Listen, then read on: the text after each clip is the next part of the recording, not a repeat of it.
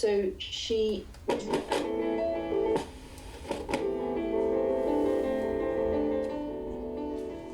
I wouldn't like to be a coward. I'd rather try and fail than not try at all, you know. Simple, really. Just keep going. My conception of art and artists was like the Renaissance, was all palaces and popes and princes and quite, you know, quite way above anything I would wish to be. And it was only when I came across Van Gogh and Cézanne and saw a completely different social construct on it, you know. And it made it more in the world that I knew. My brother Leslie was a year older than I, and we were both doing apprenticeships in a stonemason's workshop. Now, at that time, you had to do national service, but if you were in college, it could be deferred for 2 years until you were 20. So when Leslie became 18, he decided to go to evening classes in the art school. Because I tagged along, I went with him. And Leslie had always led the way in our joint life. I was useless. He put it to my father that we'd been asked to become full-time students in the school. And my father was really frightened. I don't think I'd ever seen him as frightened. Psychologically, challenged. No, we can't do that, it's not for us. If we had money or if we were this, no, so it didn't matter much. I had no great ambition to go to art school. But it was quite important because when Leslie became 20, he had to go in the army. So I carried on my own in the evening classes and went more often.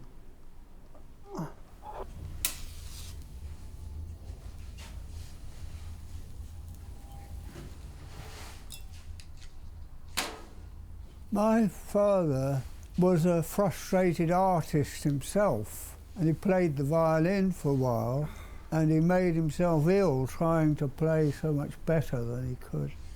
So I suppose he was so alarmed by the prospect of my brother and I studying in an art school was because it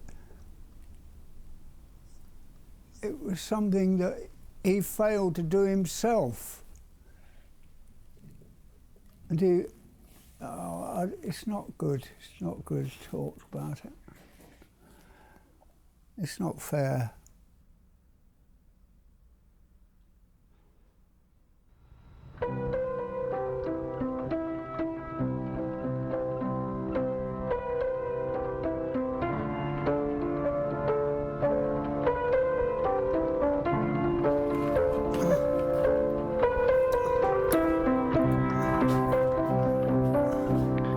Listen up and I'll tell a story about an artist growing old. Some would try for fame and glory, others aren't so bold. Everyone and friends and family saying, hey, get a job. Why do you only do that only? Why are you so odd? We don't really like what you do. We don't think anyone ever will.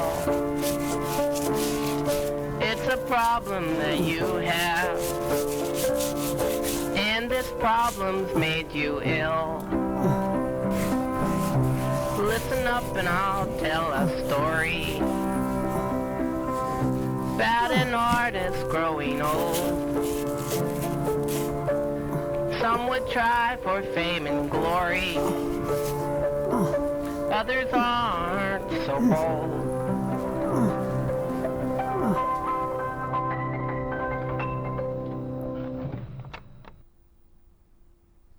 A breakdown. Well, you've probably spoken to him about it, but I mean, yeah, early on, yeah, when he was young, just after national service, I think. Yeah, he had a serious breakdown. Yeah. Everything collapsed because Leslie was gone. My girlfriend had gone. That broke up.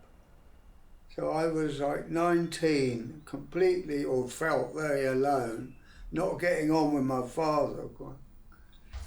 At 20, I went into the army. Then I was ill, and I was in hospital for a year.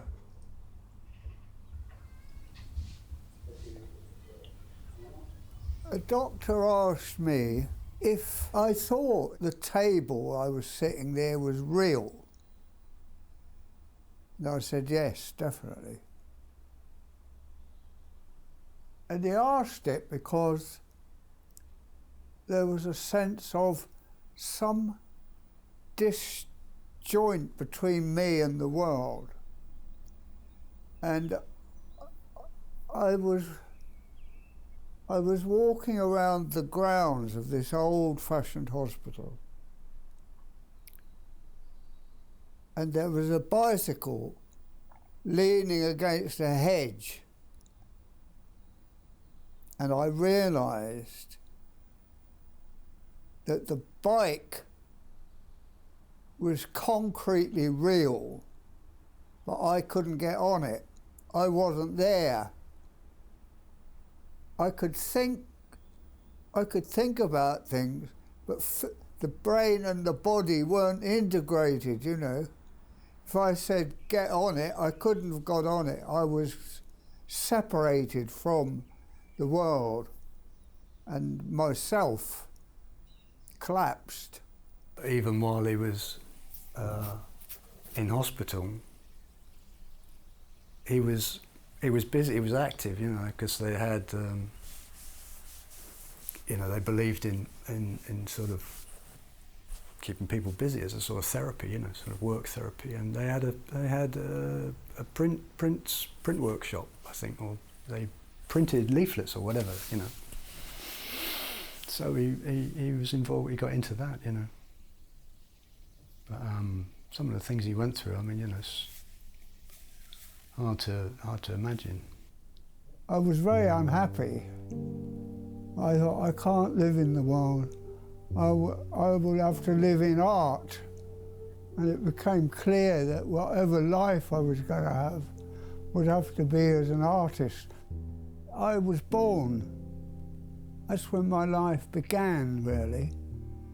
I turned away from my background and have started this little journey I've been on ever since, you know. Why I keep doing what I'm doing is because it's what I should be doing. That's my path. And I didn't want it, but I couldn't avoid it. A lot of people say I speak quite well about what I do, but I'm not aware of that because I don't normally have to speak about it. And I don't know what I'm doing, as I've told you, but then I don't want to know what I'm doing, really. If I had a strict plan, I wouldn't be creating anything, I'd just be reproducing the plan, if you see what I mean.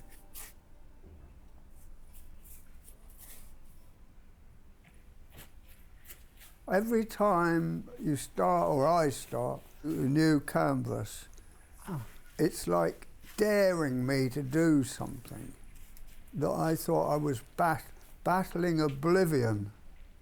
I thought if I failed, I'd be destroyed by this thing. I wouldn't exist. Is it good enough? Might have to be. Might have to be. Oh, bollocks, I'll do. It's always some degree into the unknown. It's going where you don't know you're going. But I don't want you having to spend too much of your time watching me read a newspaper, which is what I do a lot.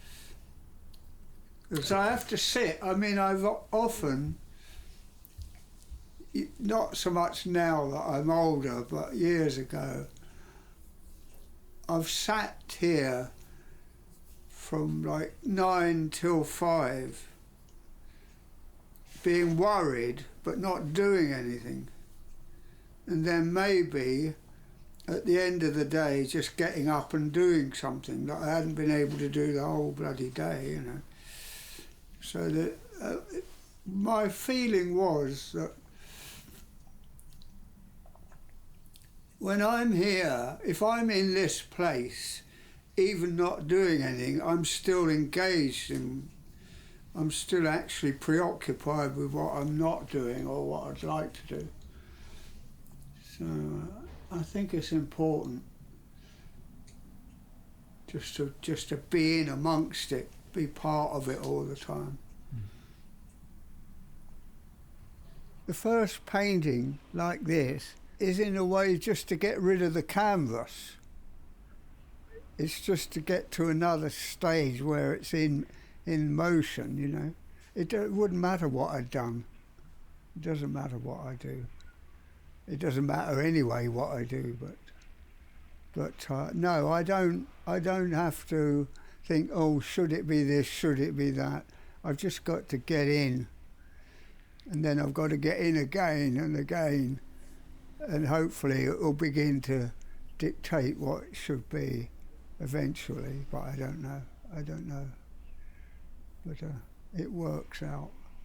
I mean, you can see, I don't know if you can see well enough.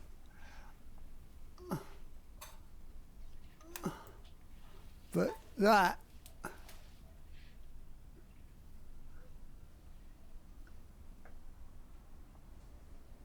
was a disaster underneath the black and the brown with the red cut through, and I saved it by being drastic, you know, just destroying everything, and it's beautiful. I think it's the same. It's always the same, absolute mess, you know. I'm just like an empty vessel who's told by the painting what to do to it. That's what it feels like. And then at one point, it comes to a conclusion for me somehow. But what I like in all these things is the sort of the bits that survive at the end, you know. I love all the evidence that there's some complex life beyond this. It's not just one thing, it's not one simple statement.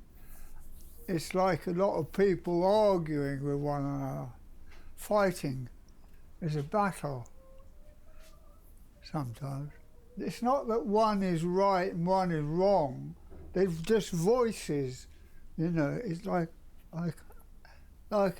in music, you get one instrument do that and another one do that. It's a sort of complex voice. I want the tugging and pulling and pushing, and a sense that there's a sort of struggle going on.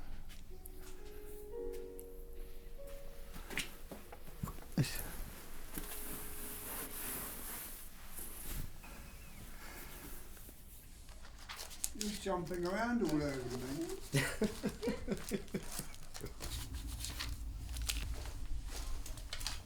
Oh my God, yeah. Yeah. Handsome Borough. I remember that. I remember you with that newspaper always in that seat. Have been somewhat irresponsible to the people around me. I didn't certainly mean to be, but I always felt I must get on, I must do. The work was paramount. They probably all suffered from my neglect, my not being there in a way.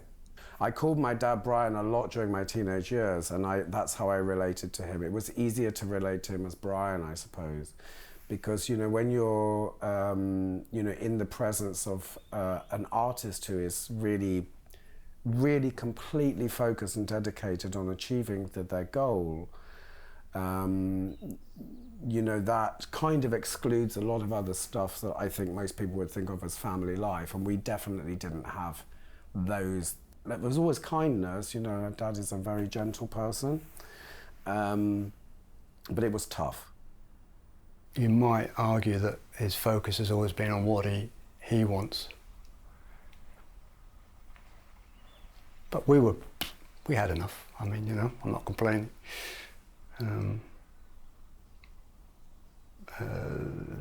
But in a way, in a lot of ways, we had less than some people. Yeah, I mean, he was very busy providing for a family, so you can't ask for more than that. You know, everything was focused on surviving the experience of making that work possible against the most incredibly difficult economic odds, because there was really no money. And my mother was absolutely dedicated to allowing my father to realize his vision, even though that put so much pressure on everybody that the hardship, I think, got quite overwhelming at times, and there was a lot of stress. And I think Dad felt guilty about that sometimes, and he'd have this kind of fantasy about becoming a postman and sort of having an ordinary life, and, you know, but it was very difficult what he was undertaking, and I think he knew that he was putting us through that as well. We did the best we could. Well, I think I did. Wasn't enough, but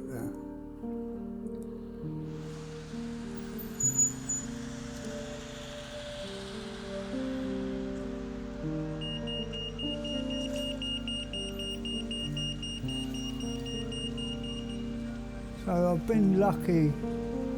I've had. I don't appreciate them most of the time, but occasionally I have to reflect and think how good some people have been to me, how constant and kind they've been.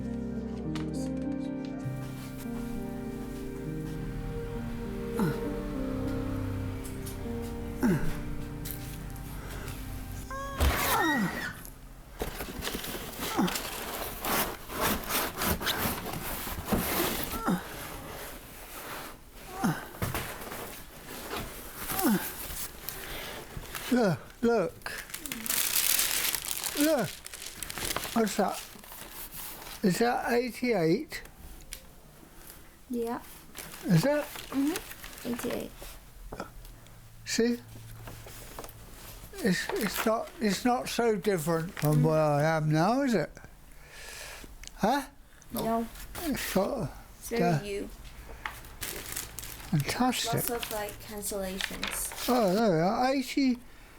82, I think, is it? Probably 1982.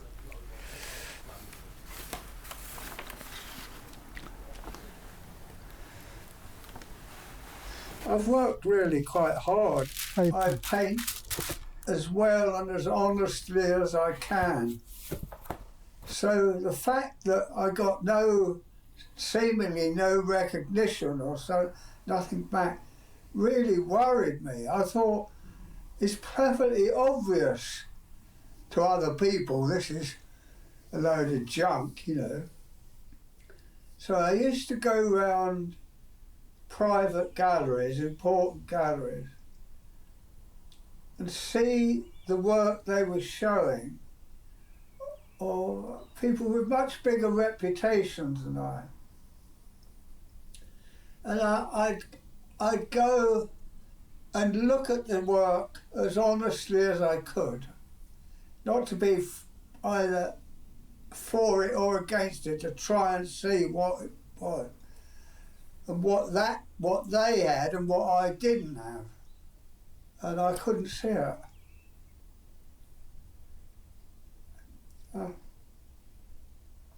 I'd come back from the West End of London where all the galleries were, and come back up to Windus Road and look at my own stupid things on the wall. I thought,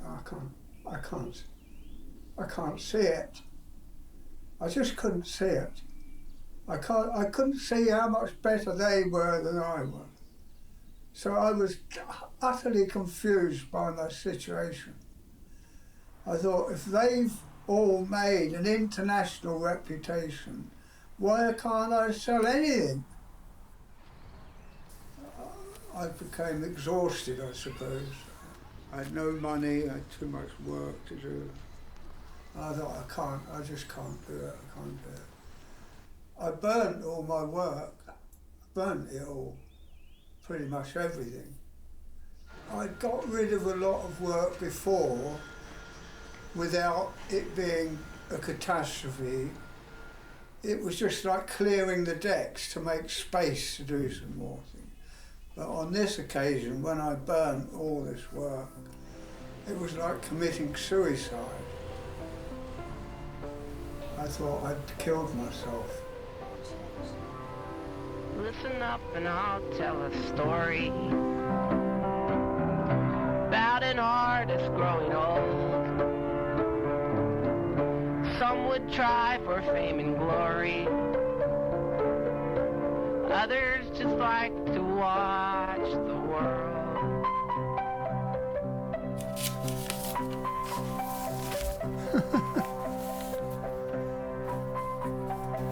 It's just sort of doodling. I made this effort, in a sense, just to continue working without criticising myself too much, and I sort of reinstated a lot of it. You should work continuously. Don't criticise yourself. Don't hinder yourself. Don't get in the way. We think, oh, is it any good? Is it not? Is it? You can leave all that for later to one side. Just keep working in the medium, you know. The brain, the thinking is an obstacle to the creation. It's a nuisance, and that's what I have to keep working to get beyond all that. Everything you thought what you were doing, and just do what you do. And it's only seeing things completely without expectation.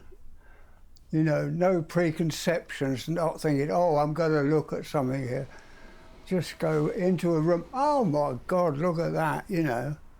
I've often been surprised by how good these things look to me when I've forgotten all about it. All those years of not being able to do anything with the brushes, look at that, they're fantastic. I've been a fool, I told you I was a fool. I've taken the whole process of being alive and working seriously. That's a big mistake. It's a joke in many respects. And often what we've been worrying about, or I've been worrying about, doesn't come to pass anyway. So you waste enormous amounts of energy in inventing things that don't happen or don't come to pass, you know. So I wish I'd not taken myself or the world, really, or other people as seriously as I have. You should pass it off as a joke. Can I ask you both a question? Yes, dear. It's how easy is to have your own opinion nowadays? Extremely easy. extremely easy. No problem at all. Because we don't take any notice of anybody else.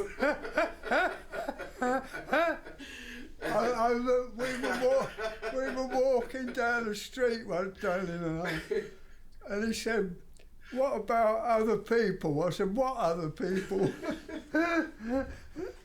There aren't any other people, it's us. We decide. We decide. We decide what's what. We don't be told what to do. I'm much more comfortable about it now.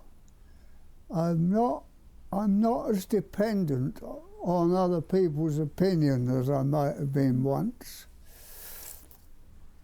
I'm more sure of what I do. So I don't feel as vulnerable to other people's opinion as I might have done when I was younger.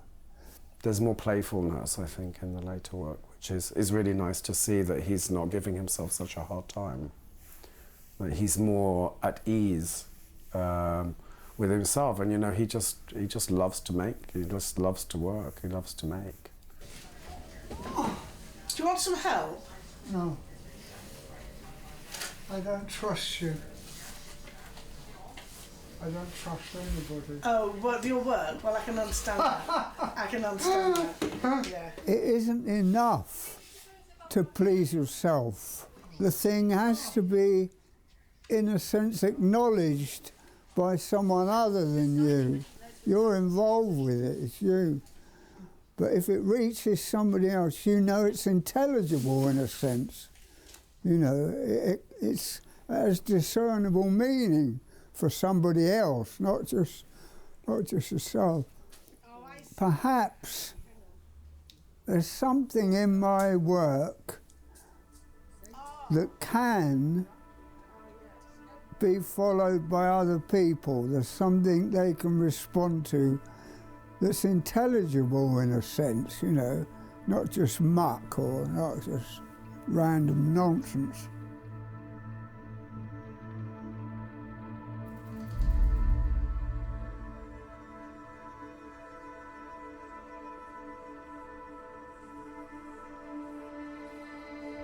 So, I want to tell you why I'm doing this documentary. I'm making this documentary because I think that you are an icon for the artists who have struggles in expressing themselves. And I think the people who will watch this film, they will get the strength to fight against... Keep battling on. To keep battling on, yeah. And I think you are the... I'm the so far, you're the symbol of this. And I wish you understand how important is that for, not just for me, but for everyone. Really? I think so. Thank you very much. Thank you. It's hard for me to imagine that it means anything to anybody else, but maybe it does. We'll wait and see.